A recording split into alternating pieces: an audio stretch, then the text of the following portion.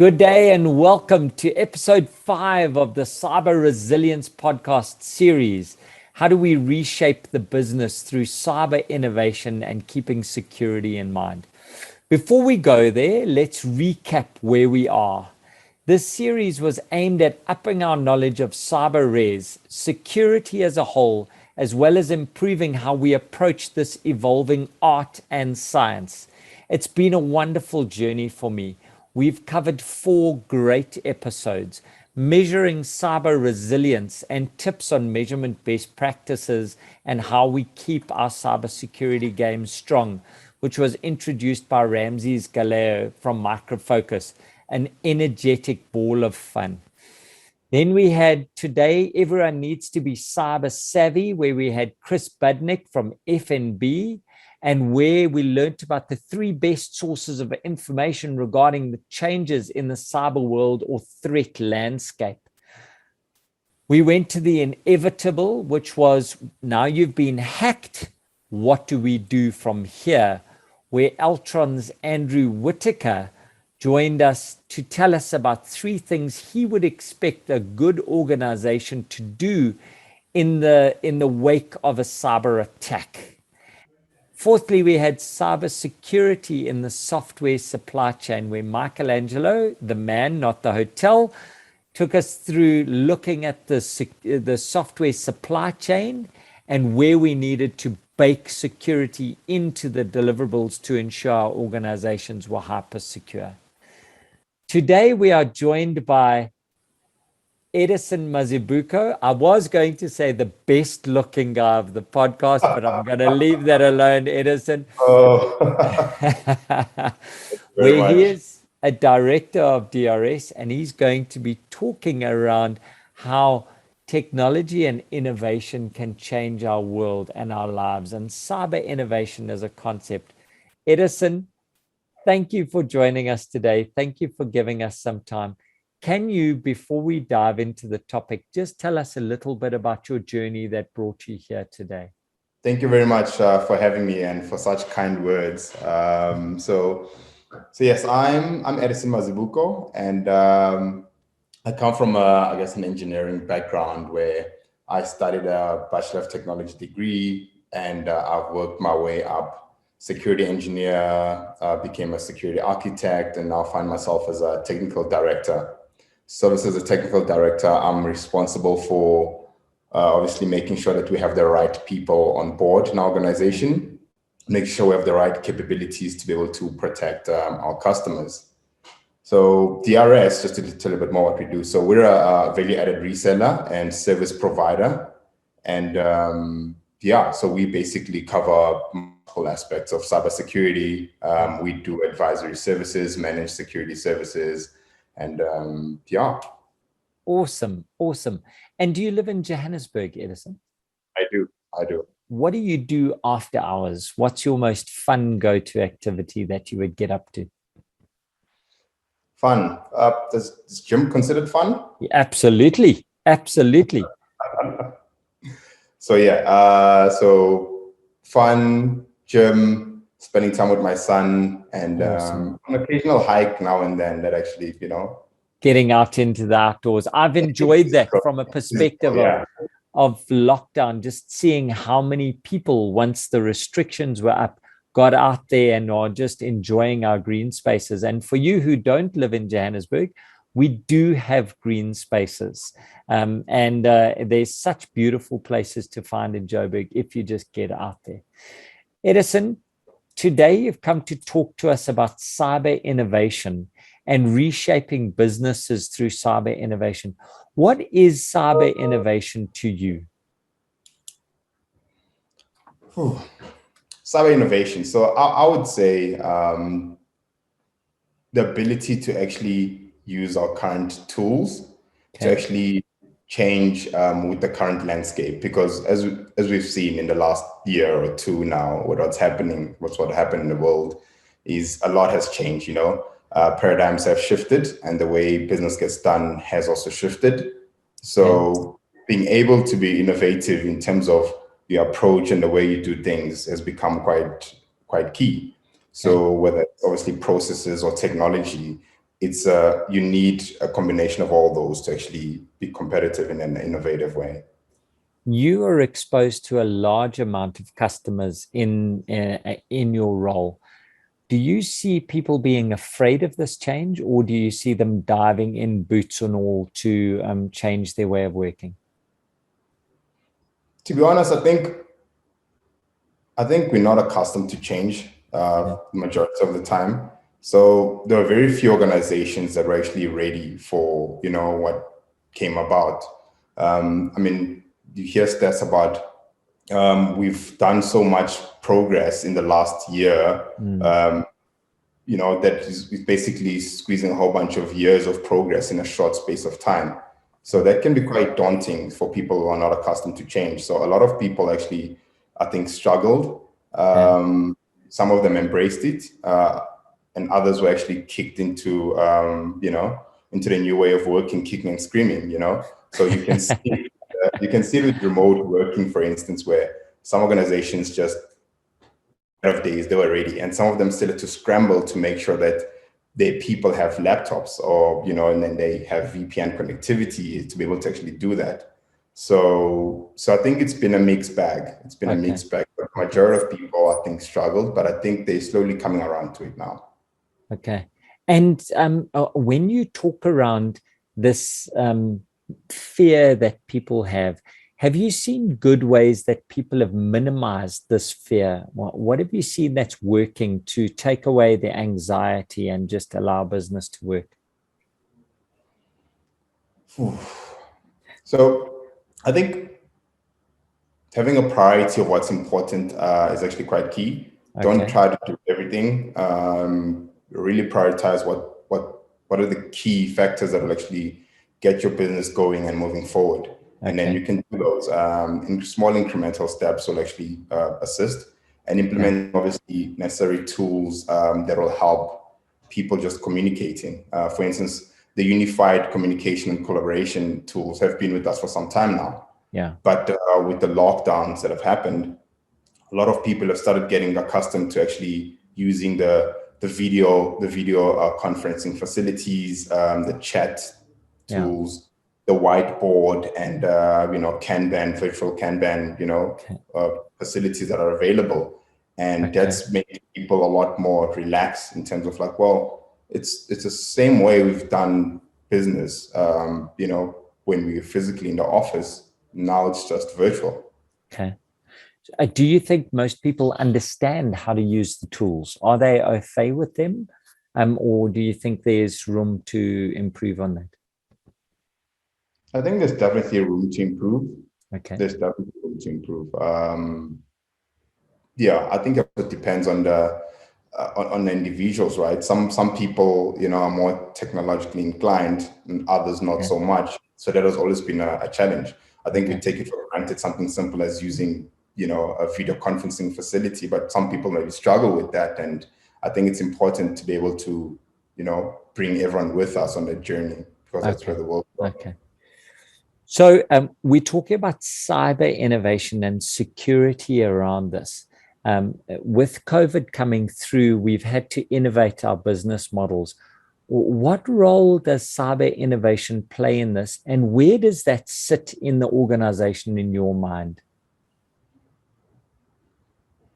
So I think it's been an important part, because we're moving obviously business models to be able to compete in a world that has changed, and you want to be able to do that securely, right?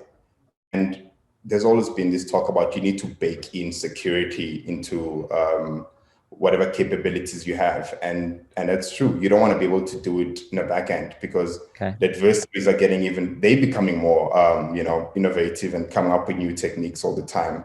So I think it's become quite crucial to be able to bake this in to make it part of your base requirements. So we need to bake security in right up front. 100%. I think you need to bake it in. It has to be part of the culture. I think that's why you see things such as user awareness training that become quite key, right? Because we always say in security that the end user is the weakest link in the chain in the sense that our technology has become so good that, attackers know that the weakest link is a user. You send them a phishing email, promising them that they'll win a free bucky or whatever it is, and they'll click on it. They'll open it up with curious people, and that's how they get a foot in the door in most organizations. Yeah. If cybersecurity, and we know it's a massive issue around the world, $11.4 million a minute was something I read the other day. How do we enable safe digitization in such an environment without inhibiting the business process? Yeah, I think that's always the challenge, right? That's always the challenge because security practitioners have always been said to be the ones that are blockers. We always slow things down. Business wants to move fast with a new capability, with a new function, with a new application. But security people are always seen as blockers. And I think that's the mindset that needs to change. We need to be the enablers of business. And I think we're very well situated to do that because we are at the cutting edge of what we do in our industries.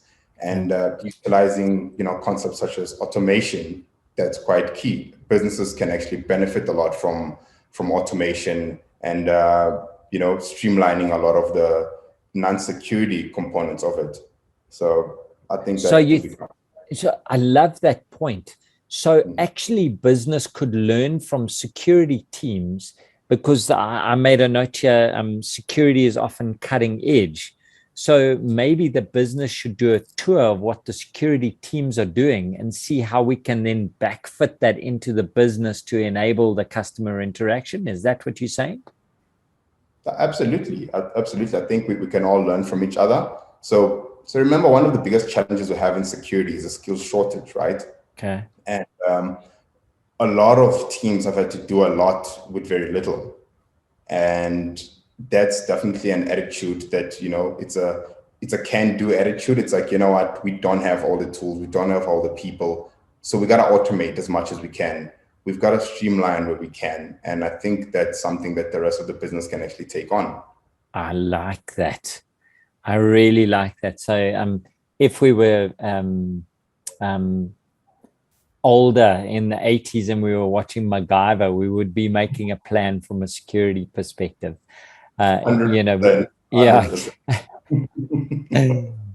With the innovation in mind, what are some of the disruptive technologies that you've seen or you're looking forward to that's going to really shake the blanket from a security perspective and innovation perspective in your mind?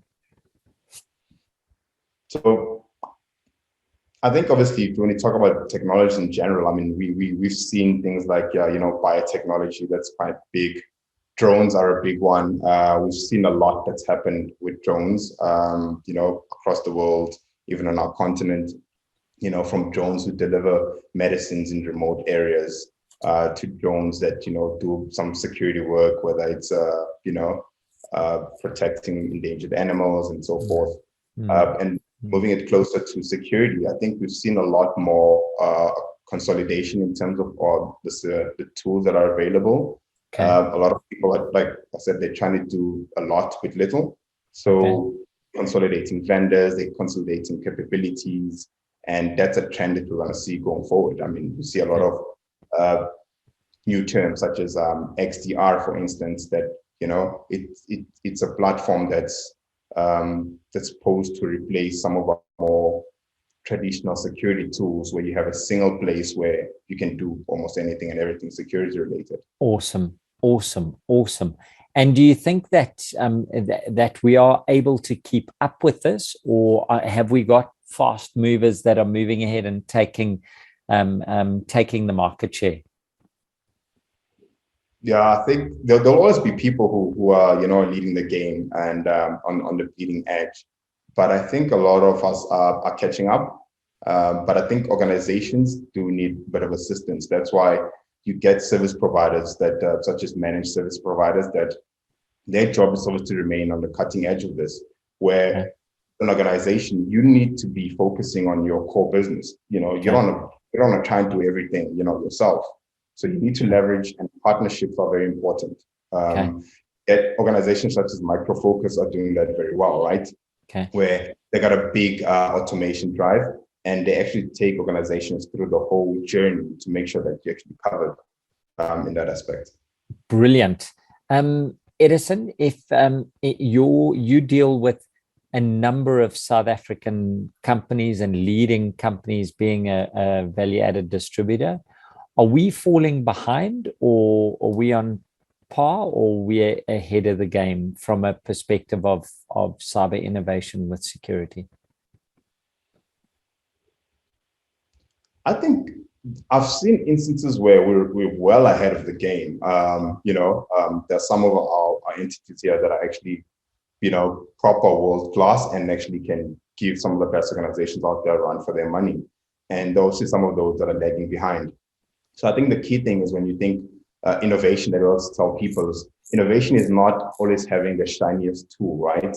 Innovation is just a different way or a new way of doing things. It's more about what you do more than about what you have.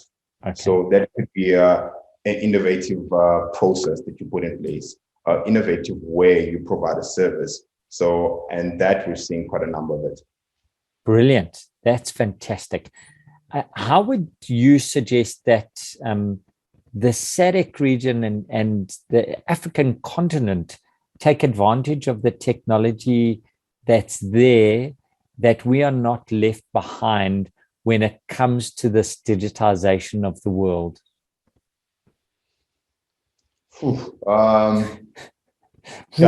Is that a good woof, or is that a bad woof? So I think we have many challenges, you know, in the continent, but also we also have something that, you know, other areas don't have. We've got a very young workforce. You know, the youth is a majority in our continent, and I think we need to use those to our advantage. They're the people that are always eager to, you know, touch the new technology, try out new things, and we are well placed to actually leapfrog some of our, you know, I guess competitors or neighbors, and I think we need to utilize that. You know, things like e-governance, we need to be able to get into that space and digitize as much as we can and streamline that. I think decisions have to be made where we actually actively decide that, you know what, we're gonna go into the future and we wanna compete into that space and not try to hold on to the past a lot, because that could also be what also holds us back. Okay, awesome. I think that's a great view of where we are. If you had to make 3 changes to how your network is taking on, or how your customer is taking on cyber innovation with security at mind, what 3 changes would you suggest that people embrace going forward? 3 changes. So I think leverage partners. Don't try to do everything yourself. Okay. Simplify as much as you can. I think things that are, if you can simplify complex, you know, concepts, that will ensure that no one gets left behind in an organization, and everyone, you know, can come on board for the ride. Okay. And the last change, what would I use? Experiment. Don't be afraid to experiment with new ways of doing things. Don't be afraid to experiment with new tools, because that's your first way into innovation. You've got to experiment. A lot of us don't have the answers, and if you're not afraid to experiment, and you know your decisions are not driven by fear, you're already ahead of the pack. Okay. That's also a great point. I like that. Failing forward, making innovation part of your culture, and ensuring that you are trying new things. I think that's a very powerful message. If we are talking around leveraging partners, do you see South African companies that are doing that really well or really weak at the moment? I'd say they're doing that well. I think they're doing that well. I think there's a nice ecosystem of, partners in various industries. And yeah, we're doing that well. We could always do it better, but I think so far we're doing a good job. Are you seeing people in your network embrace new methodologies for project development and deployment, which is leaning towards simplification of concepts? Are you seeing a lot of people using Agile? Absolutely, absolutely. We are seeing people obviously embrace the Agile concepts, and it's beyond just the projects and development environment. Okay. People are starting to see, can we get rid of processes and red tapes that are actually, making us slow to market and, actually hindering us from actually moving as fast as we can. So Agile is becoming a way of life that we're seeing get embraced a lot. Excellent, excellent. And that talks to the experimentation and the sprints and making sure we're delivering things fast, getting concept from paper to production in a shorter space of time. Is there any particular technological release that you are most excited about coming in the next 6 months? iPhone 13? Come on, I'm talking about from a security perspective or in your space of what you're doing.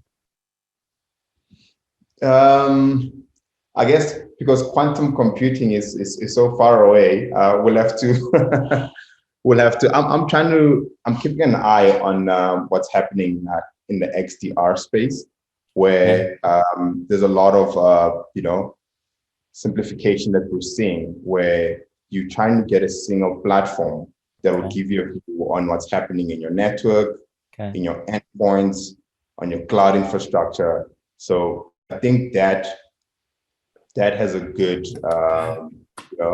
opportunity to actually be the one, I don't want to say one platform that rules them all, but it'll help with a lot of simplifications in terms of security. So that single pane of glass, it's still the holy grail of security, hey? Yeah, no, absolutely. And I think, when you have that single pane of glass, you want to make sure that everything is covered. And if you can't look after it yourself, that's where the partners come in now, where, you have to reach out into your, reputable, managed service provider, and then they can take that on and you can focus on your business. Excellent. And what is your particular focus for the next quarter leading up to the end of this year? What are you working on hard? I would say building new capabilities. New capabilities and getting the right people on board. I think we've been lucky where, in the industry, organizations been doing very well, and it's changing so much, and we're building new capabilities. For instance, like we've just built, we just got a new SOC building. We're going to be moving our current guys into that. So it's good growth, and we always have to be building new capabilities, and I think that's going to be a key job for me this coming quarter. So if you were speaking to a 24-year-old who's just got out of varsity, why would you say that they should get into security now? One way I'd actually put it says, IT is a dynamic space, but cybersecurity, one way to look at it is cybersecurity is a restless, fast-moving target with a caffeine overdose in its system. So if they always want to be on the cutting edge of things, you want to get into cybersecurity. And cybersecurity is going to play a very important role in actually protecting our future. And we need more people who are skilled. We need more people who are hungry. And if that's what they want, that's the challenge that they'd like to take on, I say come to cybersecurity. Awesome. I like that.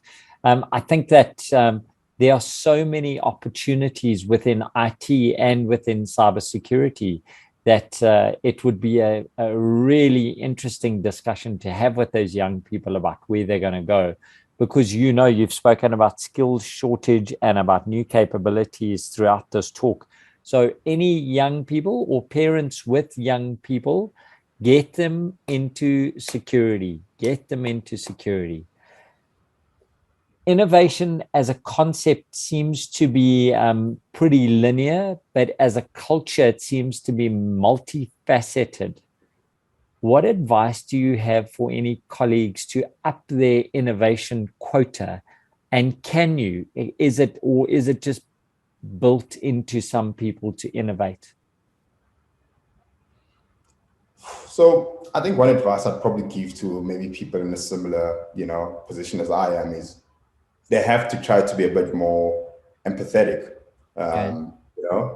And being empathetic essentially, says you just got to be a bit more alert to what's happening. A lot has changed in our environment.